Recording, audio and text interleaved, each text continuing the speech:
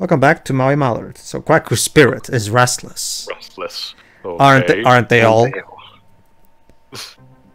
only by returning him to his final resting place can Shaboom Shaboom finally be located.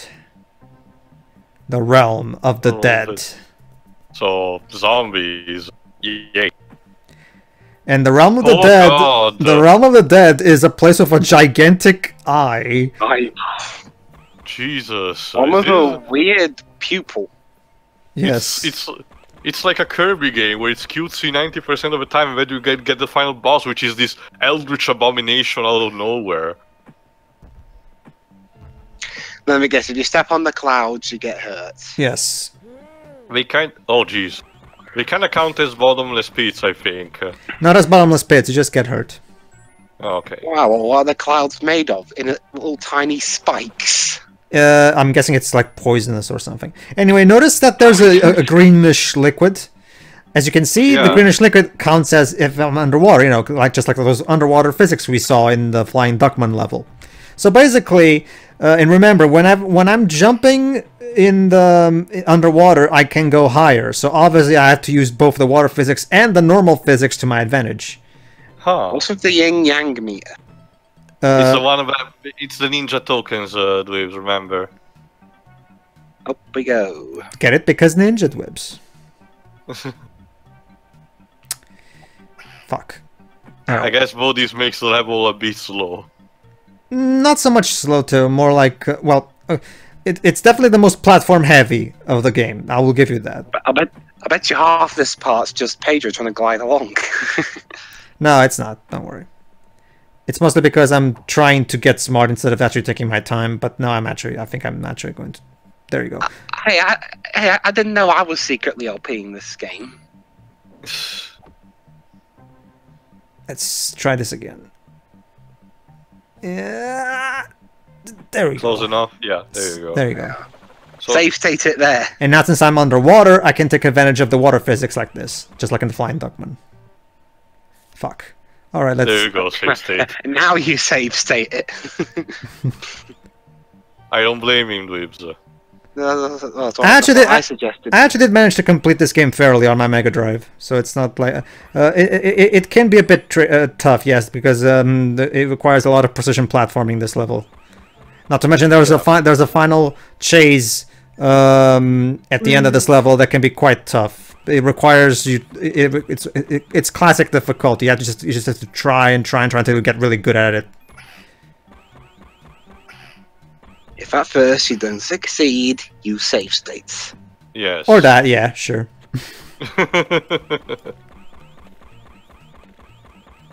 Also, again, I mean, they try to be very close to that rating limit with the zombie gore. Mm-hmm.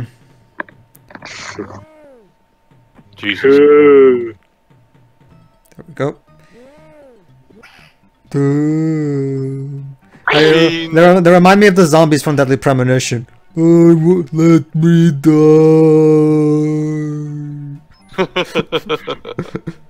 Also, when you collect the tokens, they sound like the Game Boy startup jingle. Kinda, a bit. Ta-da! Yeah. There we go. New hit combo. Again, I'm surprised that these managed to get away with all of this stuff with Disney at the time. Yeah. I mean, I was going to say that sometimes these bites can get a little bit repetitive, but considering what console it's on, and especially after having played Mega Man X7. Oh, is X7? Well, no, yeah, X7. Yeah, I can see that. Yeah, well, it's mostly that one boss. Well, two bosses. Flame Maynard, yeah. Well, to be fair, and that other one. In general, Dweebs, the voice acting in X7 is a complete mess. Oh yeah. No one sounds right for their own reason. Honestly, I think the worst one in that game was Sickness, mainly because I can't hear what he's saying. Yeah. Everyone is miscast in some kind of way. Although, funnily enough, I love how Zero's voice actors in that game went on to do Super Bomberman R. I love how when I hit the zombies for the first time and they go, like when you look at his pants, it looks like he just shit himself because of the, like seriously. Notice next time it happens because like it literally looks like he has a turd in his pants. All right, let's go. Oh, I know this one. You need to pay the ferryman a golden coin. No. No. You just shoot it and it just goes. Yeah, go now or I'll shoot you. And it always stops in these things, obviously. I forgot what their name are, but yeah, I know what those things are. I just don't remember what the name is. No, shoot it and get there you go. Let's just continue. Again with the bulging eye. Stop looking at me. Alright, do you have the manual right now? Oh yeah, that's right. No, go ahead and open Turn to page 394. It's 16 if I remember correctly, around there. Check the Realm of the Dead so you can read. Might as well see what it's about. What pages did you say again? I think it's 16. I think it's 16 if I remember correctly. Well, I just need to search the level title anyway. Go to page 16. It should be somewhere around there. It shouldn't be that hard to find. It said 16, not 1. Realm of the Dead? Yes. Yes. Okay. First and last rule of detectively. Only take chances when you're bait to. I heard through the grapevine that the only way to get to the realm is to find and jump into a particularly deep hole in the ground. Against my better judgment, but because I'm getting paid several thousand clams, I do. It felt like I was falling forever.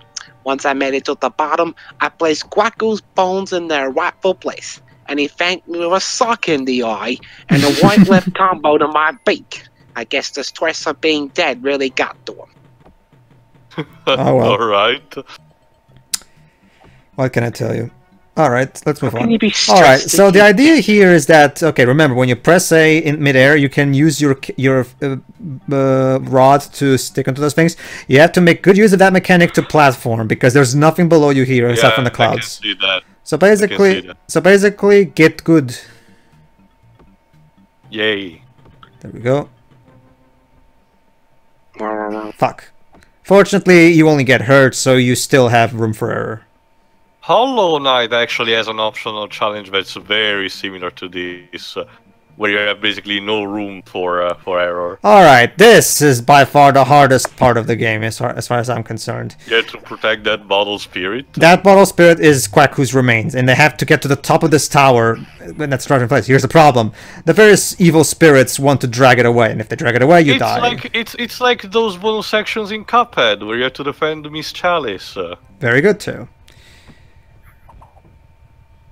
So basically, yeah, make sure. Basically, all you have to do is climb along with the bottle and make sure nobody steals it. Just beat them up with your rod. They're incredibly easy to kill. They all die in one hit. Even if you're just using your gun, they just die in one hit. So they're not a problem. And they're not mainly interested in you just in the bottle spirit. So again, they still hurt you though.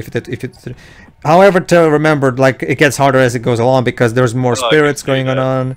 And they even come from both sides, so basically you have to not to mention you still have to do platforming while you're climbing, because there you go. See, now I have to once again use this. There you go.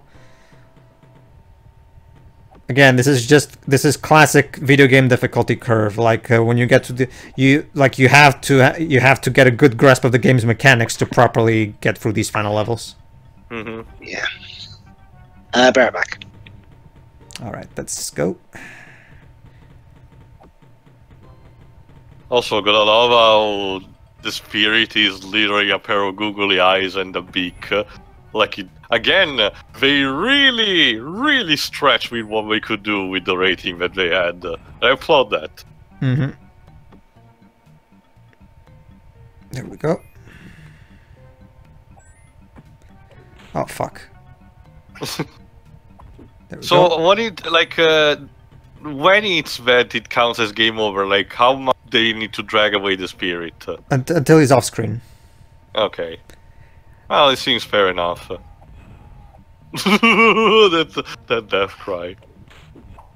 There we go. Fucking ghosts.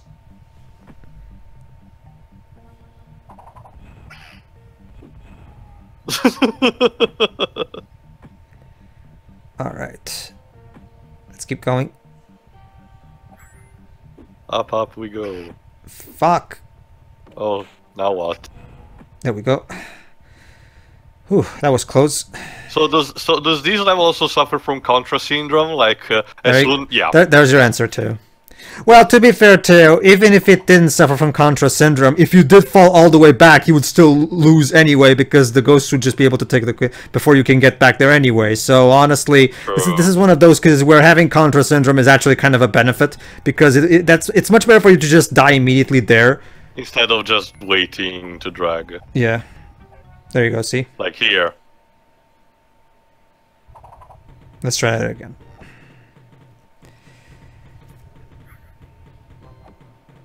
Trust me, not having Contra syndrome wouldn't really help you in any beneficial. If anything, it actually hinders it. So this is actually one of those rare cases where Contra syndrome is actually beneficial.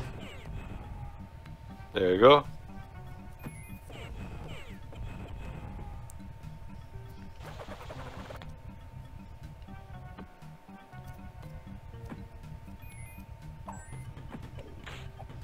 Fuck. Go.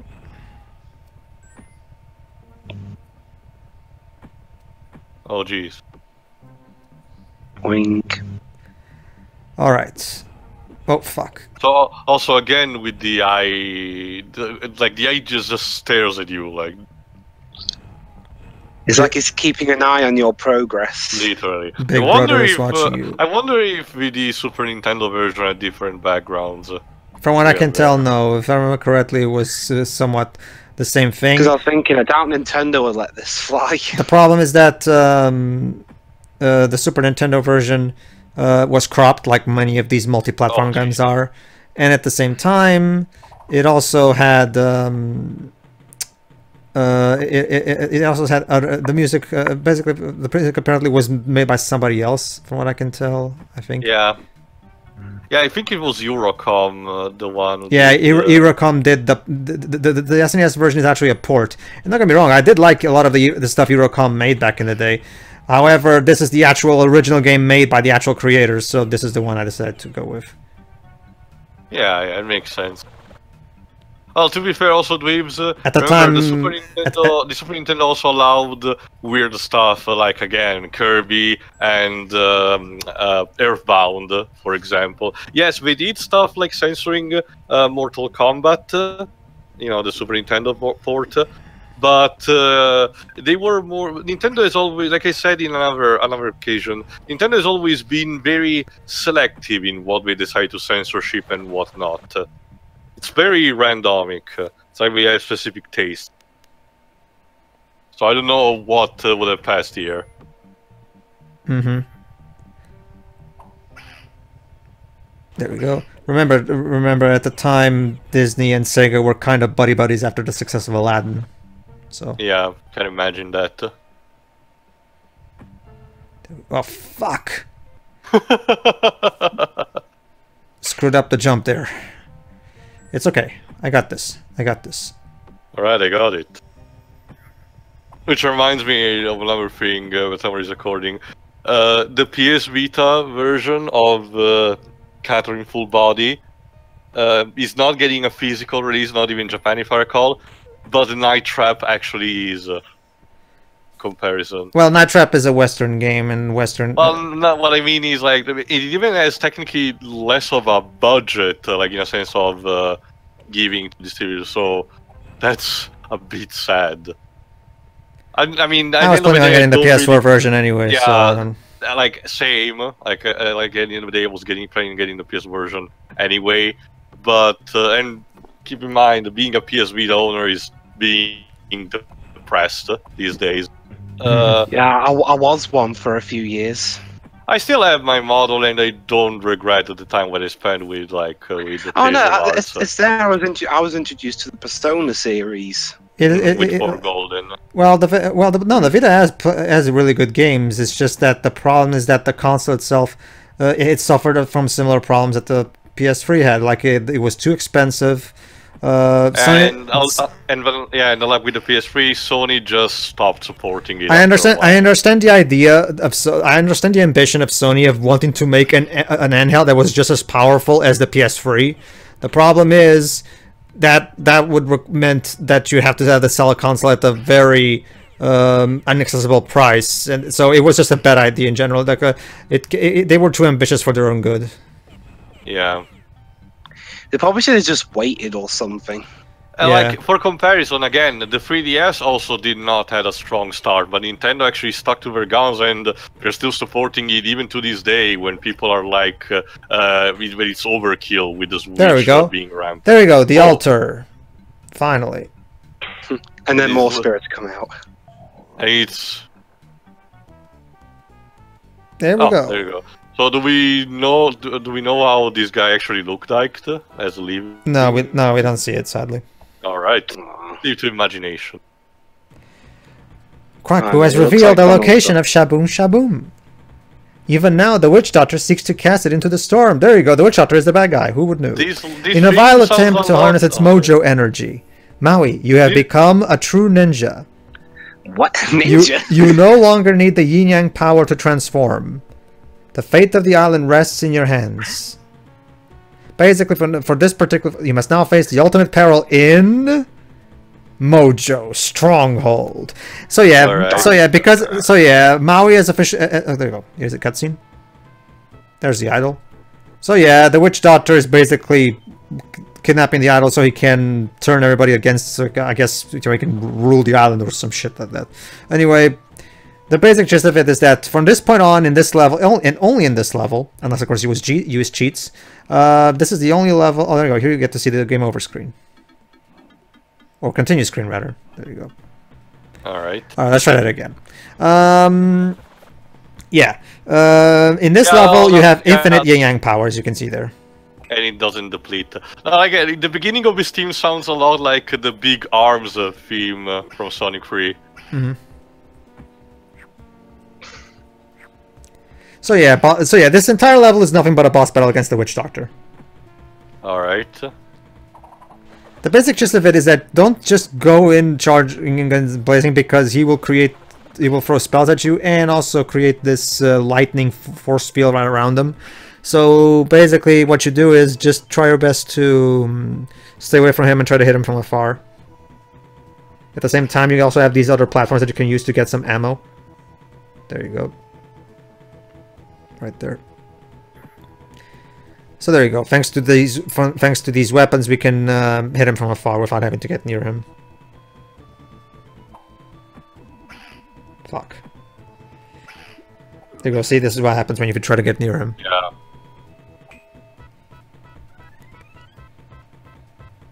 As you can see, the primary reason why they give us infinite ninja energy is because is for the sake of us being able to use these things to get better. Otherwise it will be a bit too unfair. Like having basically saying that the fight is on a time limit. Instead, no, here is just more general. Well, technically, Theo, they could just have Yin Yangs spawn repeatedly like they did in some other levels. It's just that I guess this is just a story decision more than anything, from what I can tell. True, I guess. There you go. So basically, just try your best to dodge his magic while at the same time for shooting him. Eventually, the phase 2 of the fight will start. There you go. There you go. I think it's now. Oh, never mind. Yeah, I forgot. Okay, basically it's like this. What you have to do is you have to try and hit him while he's trying to draw power from those orbs. And if you do that, the orbs will break, basically. I'm about to demonstrate if I remember correctly. Come on, asshole. Wow, that's quite the sponge. I mean, no, it's the final boss, but that's quite the sponge. There we go. Now let's try and hit him. There we go. Now that we broke the orbs, he's gonna take away all my ammo. Oh. And so now you're forced to use the ninja powers only. And now we have one final fight in Final Destination, apparently, where we use the ninja power to... There you go. And he uses his apparently the guy is actually headless. He doesn't actually have a head. Interesting. Okay. His mask, and he uses his mask as a shield. Wow, I'm reading the rest of the manual bit. I got this in a lot of languages: German, Dutch. It's in everything. Well, that's the European manual, so. Yeah. All right, almost done, if I remember correctly. Basically, as you can see, this particular phase 2 is not that complicated. Yeah, it seems actually very simpler compared to the first one. Not in Italian though. Yeah, I know. Like I told, it took a while before games actually started to get localized properly here. The NES, and Genesis Mega Drive era is almost barren. Ow. There you go. The Mudrakes got their idol back. And there you go. Which is actually a fridge. It's actually a fridge. That's why they wanted it back. There you go. Oh well. Maui, you did it. We were all wrong about you. You have become the hero each of us could only hope to be. Nice. Oh, if only you were still with us. I would take you on an adventure you would never forget. But alas, you were struck down in your moment of glory. From this day forward, our island will bear your name. Nice. Although, could you help him out of the ground? I can't imagine tourists flocking to a place called Mallard. So perhaps we will just remember you as Maui when we look upon the stars. Bye. Oh. This music. Oh, Oh. hello. Oh. Oh. No marriage. And now apparently Maui is going to go into space because I don't understand. Whatever. Shut up. Esoteric old god. And he becomes a true hero, as Hercules taught us, because he's God's creation is countless in the stars. What a bizarre ending, but I guess it fits with the themes of the game. All right, so yeah, John Fiorito. Okay. So yeah, that was Donald Duck in Maui Mallard. Michael Giacchino's name should come up any moment now. Additional art and animation, level design, Joe Santos. Oh, there you go. Music composition, Michael Giacchino. There he is. All right, so yeah, that was Maui Mallard. Yeah. That was Maui Mallard. I still have a soft spot for this one. It's a really creative platformer that does something different. It's not an adaptation of anything. It's entirely trying to be its own unique thing, and it does some really cool, unique things. It's not that long, but it's long enough for the time that it was made. It's one of the final Mega Drive games, and it's definitely not a bad game to go out on. I would argue, like I'll still take off from Jim 2 over this. That in fact, from Jim 2 also came out late 1995, so it came out around the same time that this game did. But yeah, this is also a pretty good game on its own merits. What do you think, too?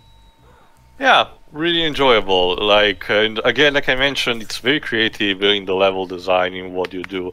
A thing that I noticed in a lot, actually, of the Genesis Mega Drive games seems to be very peculiar in advantage of a 16-bit power of the console.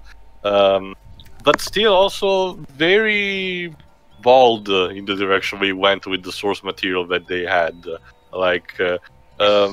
Especially from an American standpoint, because like I mentioned, they have been, aside from some specific cases like the original DuckTales TV show, when it comes to the source material, they were more tame compared to what other countries, especially European ones, did with things like the comics.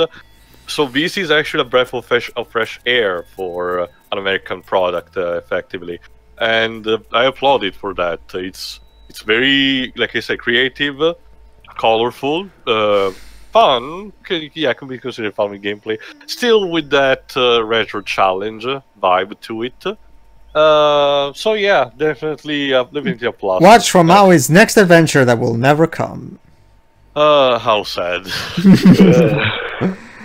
Leaves. What you guys said pretty much. It looks like an alright game, just not for me. Because, 2D platform. Alright, so yeah, that was Maui Mallard. Tune in for whatever Disney or just Mega Drive game in general we do next, I guess. See ya. Alright, see ya. See ya.